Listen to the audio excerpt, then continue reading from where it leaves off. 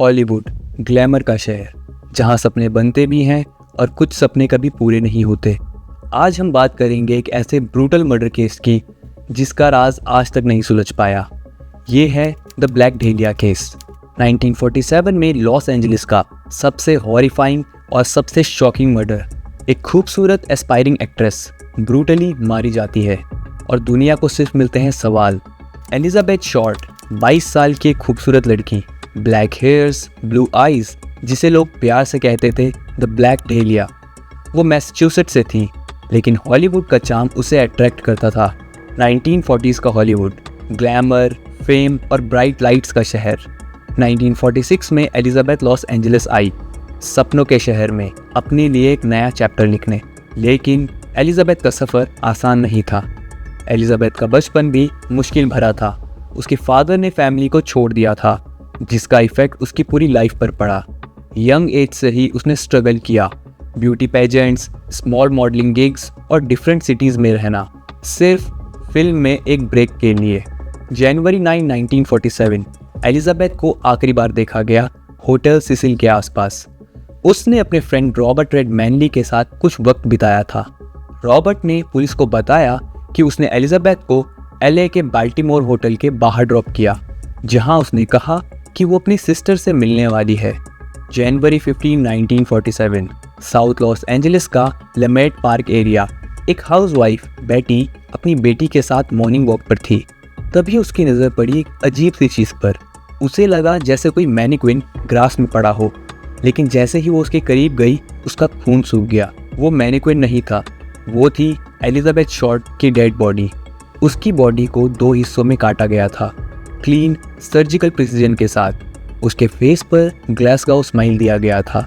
दोनों लिप्स चीक तक स्प्लिट किए गए थे और बॉडी कंप्लीटली ड्रेन्ड थी।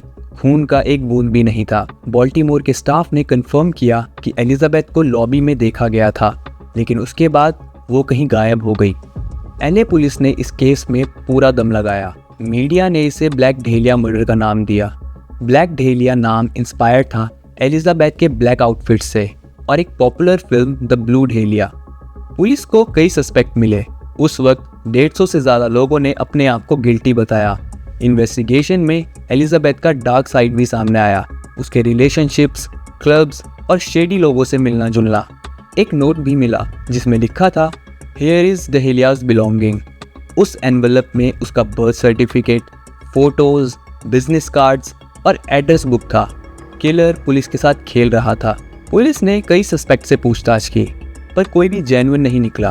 पर एक नाम बार बार मीडिया में आया, डॉक्टर जॉर्ज होडल, एक वेल्दी और इसेंट्रिक डॉक्टर जिसका पास्ट भी बहुत डिस्टर्बिंग था।